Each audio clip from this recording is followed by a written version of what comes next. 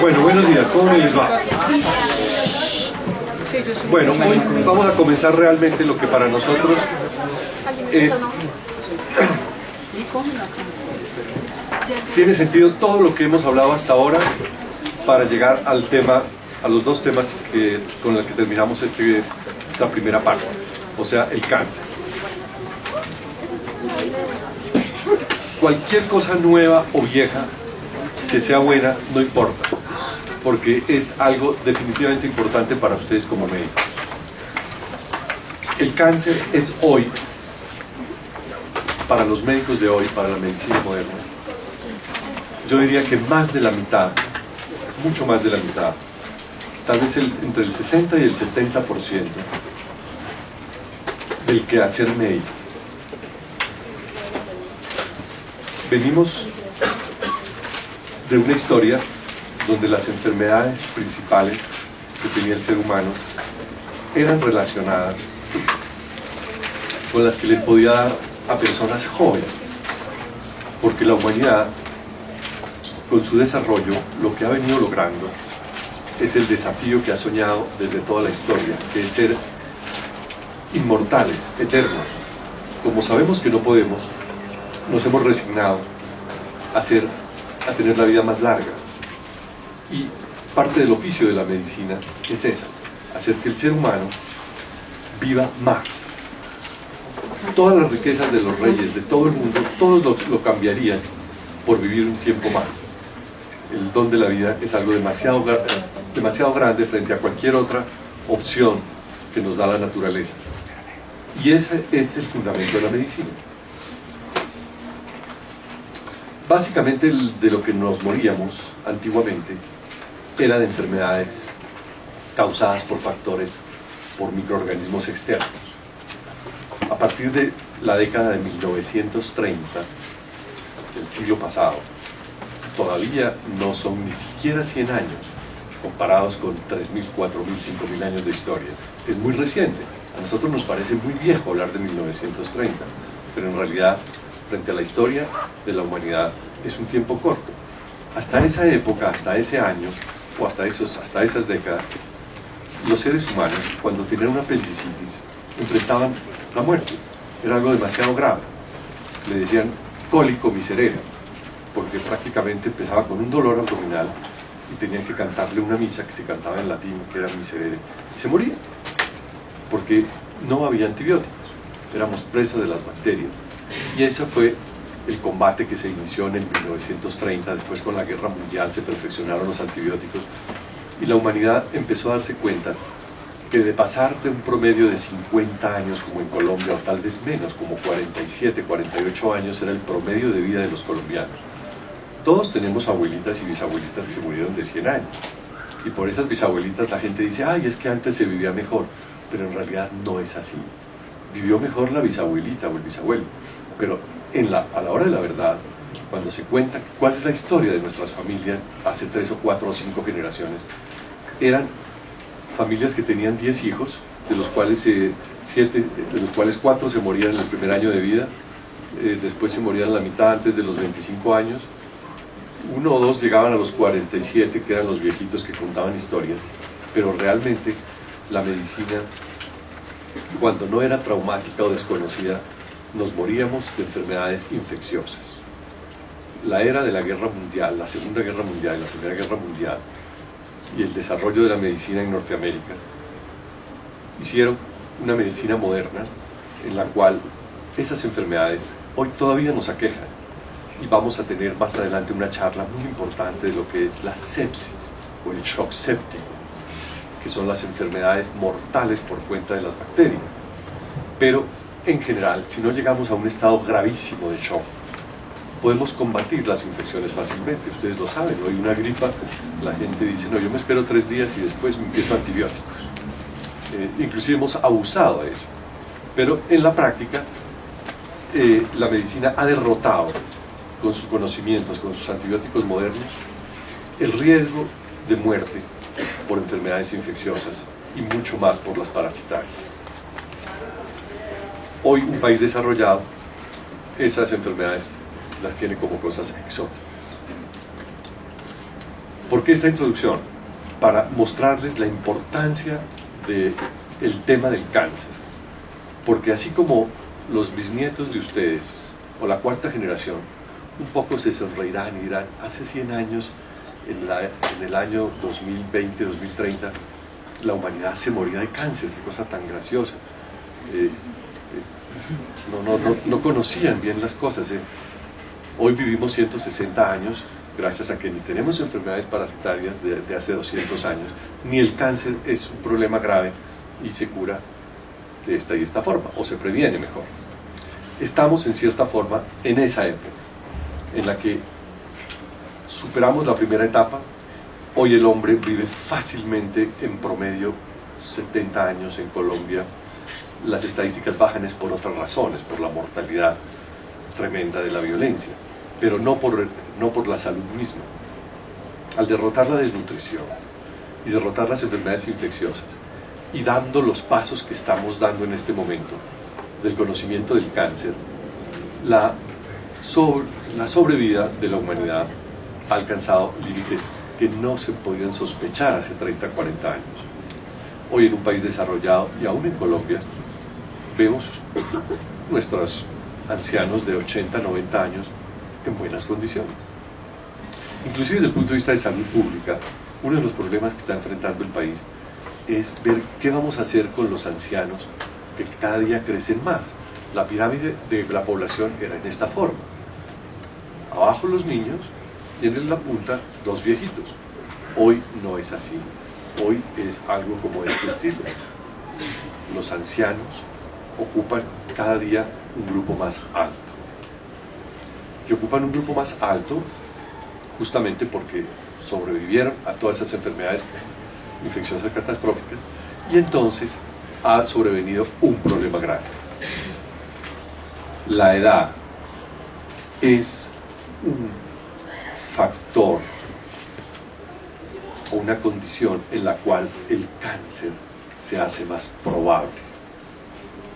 Eso quiero que lo tengan sin apunte. Apúntenlo en su corteza frontal para toda la vida. La senectud nos pone más enfrente de la posibilidad de tener cáncer. Y como la población cada día es más vieja, pues esa es la medicina: atender personas de tercera edad, y la enfermedad principal va a ser el cáncer. Va a ser, no, es el cáncer. Con eso no estoy diciendo que el cáncer sea de viejos. Lo que les dije es que a medida que la edad aumenta, es mayor el riesgo de cáncer. Pero el cáncer como tal va desde inclusive antes del nacimiento. Hay algunos tumores exóticos que se presentan ya desde el feto. Y hay algunos de esos tumores rarísimos, como el retinoblastoma, donde el niño puede nacer con ese tumor. De tal manera que el cáncer es la enfermedad del presente. Lo encontramos desde los niños hasta los ancianos. Mayor tiempo vive el ser humano, más posibilidades de tener tumores. La epidemiología es demasiado importante para el médico para que entienda que funciona nuestro cerebro un poco como funciona un buscador de computador. Nosotros no podemos, cuando pensamos en tumores, empezar por el alfabeto y decir los tumores comienzan desde la A hasta la Z a ver qué tumor es, porque un buscador así sería inútil. Sería como antiguamente eran los diccionarios o las enciclopedias, listados por orden alfabético. Nuestro cerebro, nuestro cerebro médico, gracias al concepto epidemiológico, funciona como un buscador, en el que no comete el error de ir revisando toda una lista de tumores probables para saber que tiene un enfermo que está en un consultorio. Nosotros utilizamos nuestro buscador epidemiológico, y entonces debemos, siempre que pensamos en una enfermedad, acordarse de otra frase antigua de los médicos muy interesante, que era decir: Las enfermedades sí existen, pero más que las enfermedades, existen los enfermos. Con esa frase lo que se está diciendo es, sean sabios, pero piensen es en un ser humano que está enfrente de ustedes. Ustedes no le pueden regar una serie de estadísticas a un ser. Necesita que le digan su enfermedad, cuál es, así sea el 1 por 1000, el 1 por billón, o pertenezca al 90%. Pero nuestro cerebro debe saber escoger, con el criterio epidemiológico, cuáles son las enfermedades más probables. Entonces, por eso siempre tengan en cuenta esos factores que se llaman atributos, que no son variables que cambian rápidamente, que son atributos del ser humano. Yo quisiera que ustedes me los dijeran cuáles son. Creo que no me han entendido nada de lo que estoy diciendo. Cuando uno ve un ser humano, ¿qué cosas? Cuando ustedes ven una persona que entra ahí, de primero, ¿en qué piensan? Primero que todo, alce la mano, el que quiera hablar, alce la mano, para hablar en grupitos de a uno. Pues lo primero, si entra alguien y estamos todos encerrados, suponte que nosotros estamos mirando para allá, y tú eres la única persona que está viendo a la persona que va a entrar, y tú nos quieres comunicar a los que estamos aquí de quién se trata. ¿Qué dices? ¿Cómo dices? Un ser vivo. Bueno, esa frase me dejó asustado, porque es posible que llegue algún fantasma o un muerto, pero en general, si llega alguien, asumimos que está vivo. Pero bueno, te acepto. Sí, somos mujeres. Exacto. Ustedes le dicen, oiga, llegó un hombre, ¿cierto? O le dicen, no, llegó una mujer. O llegó una persona de un sexo indefinido. Suena risueño, pero no lo es. Todo debemos ir aprendiendo en la vida. Y eso es muy importante para el médico. Yo veo muchas veces ahora pacientes o enfermos de comunidades menores, transexuales, homosexuales, etcétera, donde debemos irnos habituando, y ustedes más que yo, a que aún el sexo ya no es como era antes, una cosa tan definitiva, y menos mal. No porque ahora sea nuevo, sino porque ahora la sociedad es más inteligente y es más tolerante. Entonces, lo primero que diremos es eso. Entonces, piensen primero con quién están hablando, antes de pensar qué enfermedad tienen. Sexo.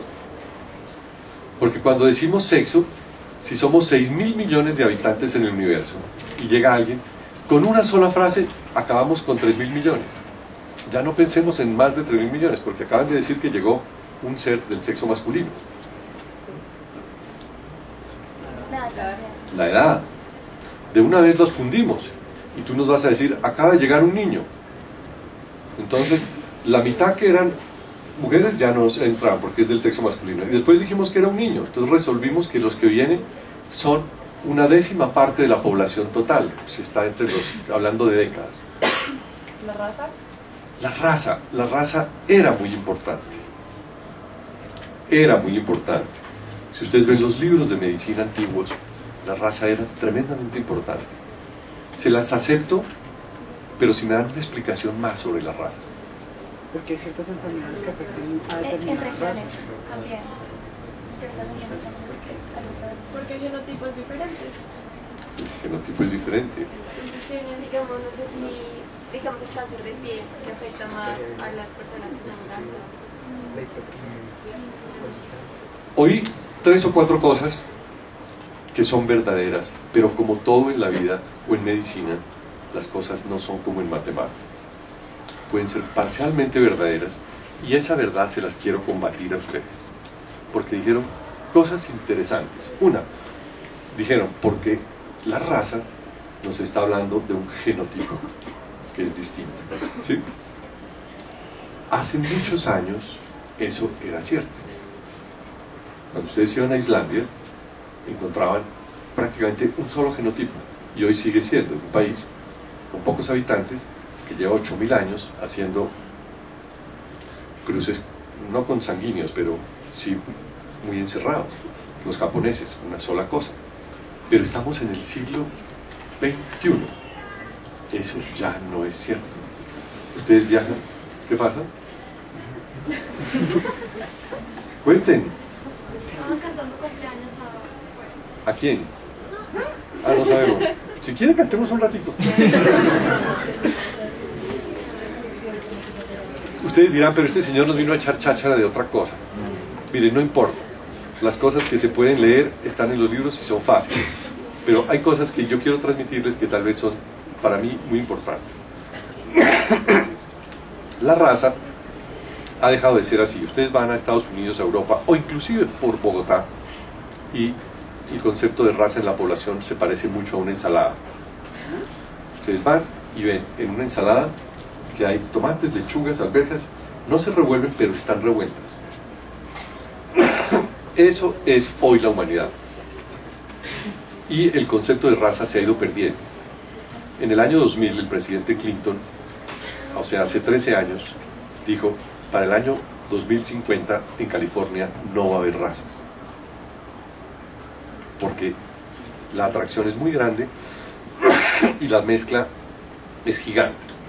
Entonces eso se ha ido desdibujando un poco. Solo las comunidades que se quedan en la mitad del Baupés siguen siendo puras. Pero la transformación de la humanidad, la que ustedes van a ver en sus pacientes, es una mezcla de todo. Nosotros mismos no somos una raza. Somos hijos de indios y españoles. Y a medida que vamos hacia las costas, un poco de negros. Entonces, somos una mezcla muy buena de diferentes cosas, y eso le pasa al mundo entero. Entonces, la raza, tengan precaución. Sí es cierto que es un atributo que no lo puede cambiar uno, porque está en su genoma, pero el genoma, con la vida moderna, se ha ido revolviendo, y hoy tenemos orígenes en los apellidos, los podemos ver, de muchas razas. Entonces llega un punto donde es difícil decir eso, pero sí los acepto, eso es importante. Entonces nos dice, entró un niño que es negro, y entonces yo ya pienso, este niño debe venir de la costa del Pacífico, de la costa del Atlántico, o sus abuelos o sus papás llegaron de allá a Bogotá y él es de segunda o tercera generación, porque eso también ya se ve en Bogotá, que no se veía. Cuando entraba un Transmilenio veía una niña negra, totalmente negra, que hablaba más rolo que cualquiera, porque ella es bogotana y es su tercera generación. La raza es importante cuando es importante decirla. De resto es un peligro, porque no ayuda y puede confundir. Por ejemplo, si entra cualquiera de ustedes, bueno, no sé, que hay alguna excepción, ¿yo qué haría con la raza? Nada. Es de Valledupar, es de Nariño, es de Colombia, es de Bogotá, es de España, pero somos básicamente lo mismo. Entonces aquí no habría importancia con la raza. Y en general en Colombia, en el 85% de los pacientes que ustedes vean, el concepto de raza no es importante. Es importante, de los 47 millones que somos, solo 4 millones son negros, puros, digamos. Entonces, los gitanos también existen, son muy pocos. De resto somos una mezcla. Entonces, yo les diría, para terminar con esto, que siempre piensen en un buscador, cuando vayan a pensar en una enfermedad, en sus características principales, de sexo, de edad, de procedencia o raza, si lo quieren decir. No es lo mismo llegar ayer de la costa que vivir en Bogotá hace 30, 40 años. La procedencia.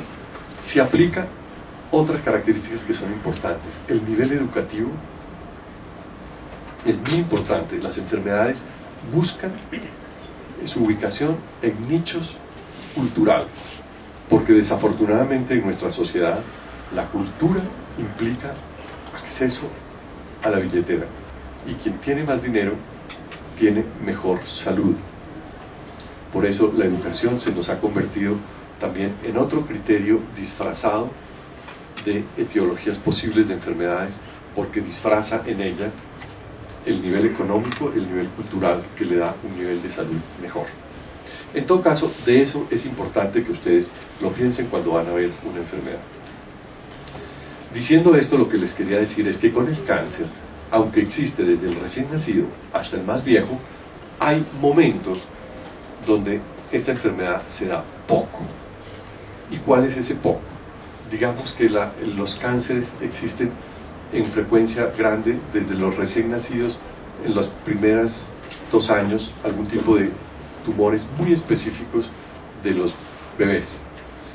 Pasados los 5 años de edad, entramos en una fase muy buena donde existen los tumores, pero son pocos. Ustedes lo oyen todos los días, en los colegios lo debieron ver. Fulana de tal murió de un cáncer, la tuvieron en quimioterapia, la imagen que no se nos olvida, se subió al bus del colegio y estaba en unas condiciones malas, fuimos al entierro. Es algo demasiado impactante la muerte de un joven con un tumor. Existe, pero por fortuna este es un grupo minoritario de tumores. La universidad, donde están ustedes, igual. Ocasionalmente hay alguien con un tumor maligno o benigno, pero es raro. Digamos que en la juventud, aunque hay tumores, son escasos. Pero pasados los 30, 40 años, los tumores empiezan a aumentar muchísimo en frecuencia. Y volveríamos a sellar la iniciación de lo que dije con la frase inicial. La mejor salud de la población nos ha prolongado la vida, y al prolongarnos la vida nos ha enfrentado a esta enfermedad que es la neoplasia, que es el cáncer.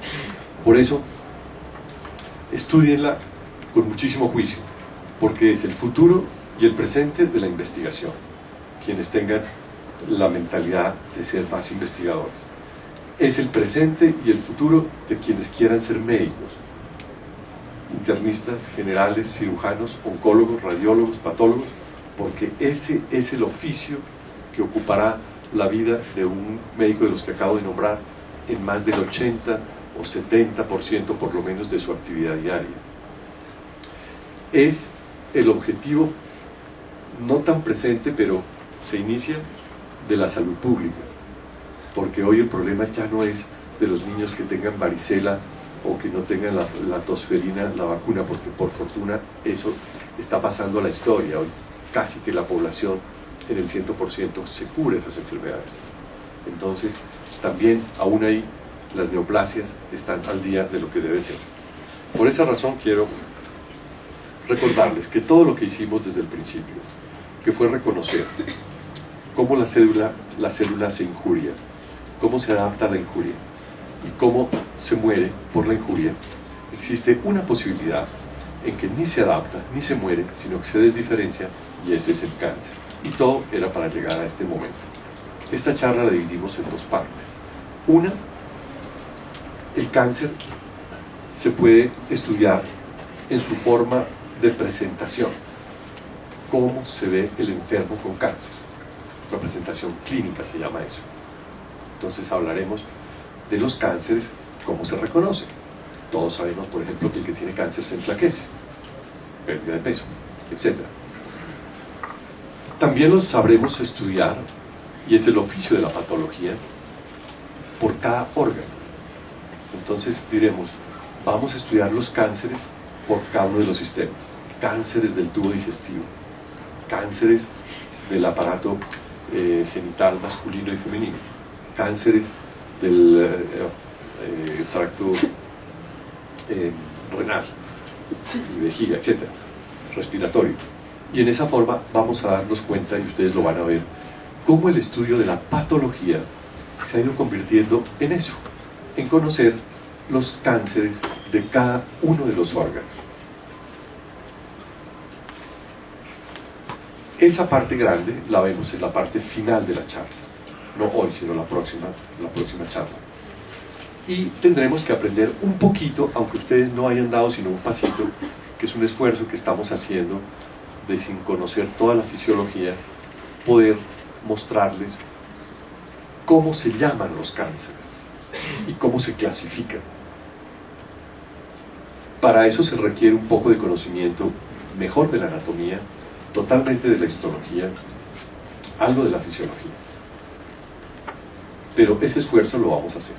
Pero el esfuerzo que vamos a hacer hoy no es ese, porque eso sería mostrarles cómo se ven los cánceres en la población, que es la parte clínica. Es muy interesante y muy llamativa. Pero lo más importante y que diferencia al médico de un empírico es no tanto saber qué cáncer es el que entra por la puerta con un paciente, sino saber por qué se produce.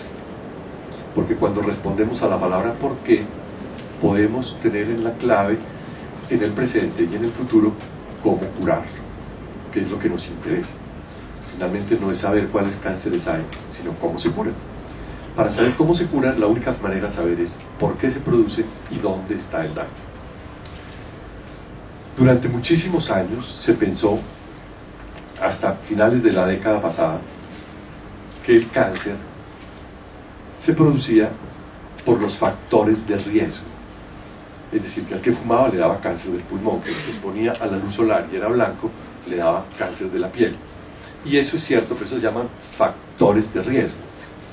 No confundan un factor de riesgo con el agente etiológico, que fue la primera charla que hicimos de patología. Sé que es difícil y sé que uno tiende a confundirlo, y cuando se los preguntamos en los exámenes, sí que lo confunden más. Les pregunto por la etiología del tumor o de tal enfermedad y me responden los factores de riesgo. Son dos cosas distintas. Una persona que está en un 10º piso, en la parte externa, limpiando unos vidrios, si se cae, la etiología es una muerte traumática por caída desde la gran altura. Ese es el factor etiológico de esa muerte. Ustedes no me pueden decir, cuando yo les pregunte por qué murió la persona, y ustedes me digan, porque limpiar vidrios en un 10º piso produce la muerte traumática. Ese es un factor de riesgo muy alto. Quien limpia vidrios externamente a una altura de un 10º piso tiene un factor de riesgo extremadamente alto, pero no es la causa, no es la etiología. Eso pasa en la medicina y, aunque el ejemplo sea ramplón y fácil, lo pongo para que sepan la diferencia muy clara, pero a veces en medicina no es muy claro eso y confundimos el factor de riesgo con el factor etiológico. Entonces, el factor etiológico de los tumores es genético y es cromosómico, y por eso estudiamos el ciclo celular, porque quien conoce el ciclo celular conoce dónde están los factores etiológicos genéticos de los tumores. Y esto es una ciencia nueva, así la clase puede parecer repetida, es extremadamente nueva, hasta el punto que muchísimas cosas apenas se esbozan y realmente no se conocen. Por eso lo llamamos a eso bases moleculares del cáncer. Eso es lo que ustedes tienen que leer y estudiar. Lo que hacemos aquí es un dibujo superficial de lo que vamos a hacer. Esto lo hicimos en la clase pasada, no hay problema, pero siempre que van a estudiar el cáncer, repásense, así sean viejos, el ciclo celular. Sin eso no hay conocimiento. Los esquemas ayudan muchísimo, y ustedes ya lo saben siempre. Resumen de esas dos diapositivas. Nos da cáncer porque nuestras células están en continuo turnover, en continuo reposición. Las células tienen una vida, se reproducen, dan hijos y se recambian. Por esa razón aparece el cáncer.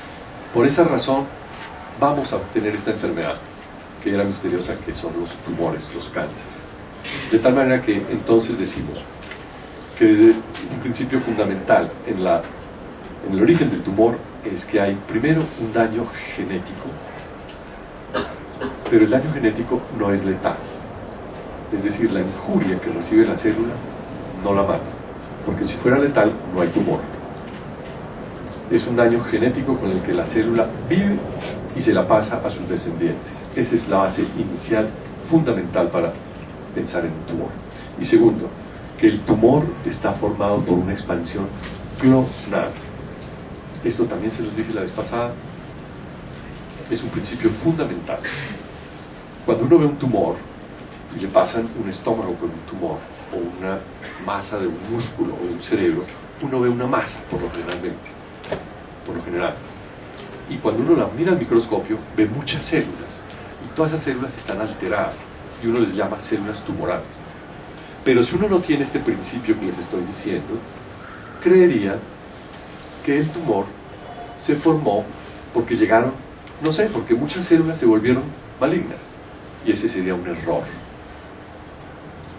Si pensáramos en una plaza de reunión de seres humanos, pongámosle por ahora el nombre de delincuentes, y nos llegara un delincuente de un país, otro de otro, otro viejo, otro joven, y todos llegaran a esa plaza, y al final nos viéramos con un microscopio y dijéramos, uy, esto es un tumor, está hecho, todos son los zampones que han salido de todas las cárceles, llegaron aquí. Sería imposible para nosotros, si así fueran esos zampones, en lugar de poner células tumorales, poder estudiar los tumores y poder conocerlos, porque no es lo mismo el que llegó de la India con un problema gravísimo de, no sé, cualquier cosa de delincuencia, que con el que llegó de otro país, porque no podríamos curarlo. Entonces, volviendo a este exímil, realmente los tumores son todos unos delincuentes, unas células delincuentes, hijas de una sola madre. Es como si llegara un solo ampón a la plaza y él se reprodujera y aparecieran dos amponcitos. De cada uno de ellos tuviera dos hijos, se volverían 4. Y así, terrible. Cuando volviéramos después de un tiempo a verlos, veríamos la plaza llena, pero nos daríamos cuenta que todos esos ampones son muy parecidos. Son muy parecidos. Entonces, esa es la segunda ley de la explicación de las neoplasias. Consiste en una expansión clonal que aparece en una célula y esa célula pierde los controles y es ella la que va a dar el origen al tumor.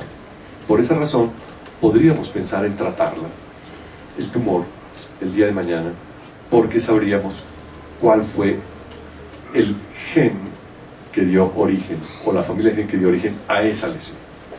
Y eso se cumple en la mayoría de las veces. Resumen, los tumores malignos o benignos son monoclonales. Esta diapositiva tampoco tiene sentido porque ya ustedes la conocieron, se las expliqué la vez pasada y ustedes ya lo conocen, que es volver un poquito al ciclo celular. Las células no se reproducen solas, necesitan todos unos pasitos que van desde afuera de la membrana celular hasta llegar al núcleo. Entonces, en todos esos pasos están gobernados por una batería de genes. Las alteraciones esenciales en la transformación maligna, entonces, ¿cuáles son? 1. Señales de autosuficiencia en el crecimiento. Esa es la primera condición.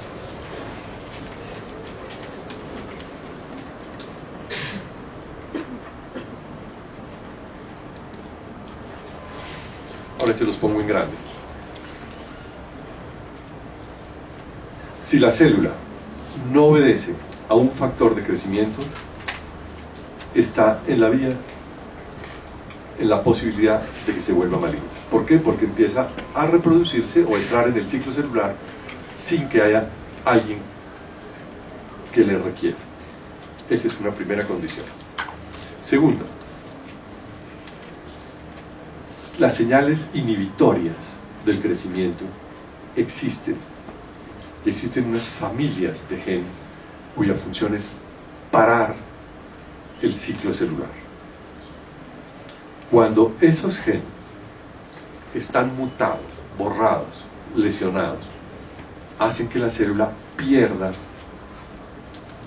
esa posibilidad de responder a la inhibición del crecimiento.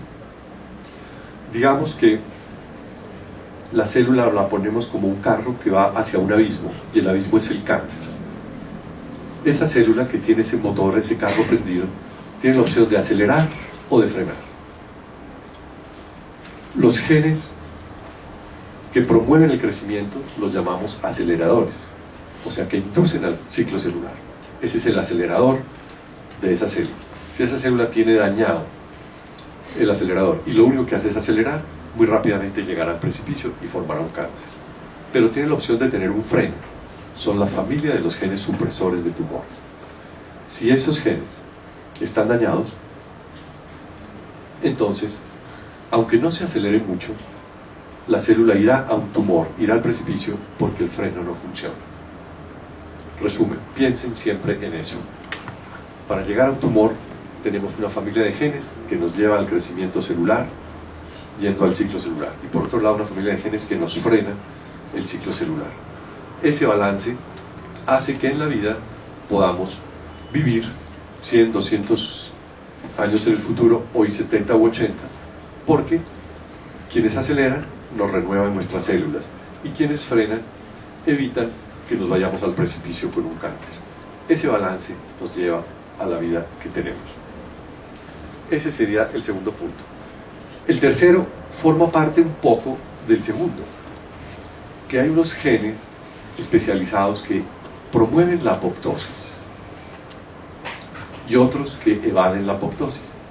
O sea que en el fondo no es que estén interesados en el ciclo celular, porque ni lo frenan ni lo aceleran, pero en todo caso ellos llegan a determinadas células y en un momento dado le dicen: usted está programado para que entre en apoptosis y muera, o puede continuar su vida. Cuando esas familias de genes no funcionan, teóricamente enfrentamos también la posibilidad de un cáncer, porque si no hay apoptosis, esa célula se convertirá en eterna y seguirá reproduciéndose, y podría haber problemas para que se produzca el tumor al final. Con esas tres condiciones que hemos dicho hasta ahora, llegamos a una cosa importante que es otra característica de la célula tumoral. La célula tumoral se vuelve como las células germinales, con un potencial de replicación ilimitado. Las células somáticas tienen la capacidad de reproducirse 70-80 veces, estas son para siempre. Y por último, los tres últimos puntos que se van juntos. La célula tumoral tiene la capacidad de promover vascularización, lo que produciría la posibilidad de meterse en ese tren de los vasos sanguíneos y da metástasis, que es lo que finalmente mata al individuo que tiene un cáncer, que varios órganos terminan teniendo ese problema. Por último, tendremos que estudiar la familia de genes cuya función es reparar el ADN. Entonces, esta diapositiva también la vimos la vez pasada, simplemente enumerémosla. Son 4 grupos o familias de genes involucrados en la aparición de tumores. 1. Los promotores del crecimiento. En su estado normal se llaman protooncogenes. Segundo, los genes supresores del crecimiento celular. Aunque no promueven ni frenan los tumores, son supresores del crecimiento celular, por lo tanto, los llamamos también supresores tumorales. Tercero, familias de genes que regulan la apoptosis. Y por último, los reparadores del DNA. Síntesis: la carcinogénesis es un proceso de múltiples pasos que resulta en la acumulación de mutaciones a nivel fenotípico y genético.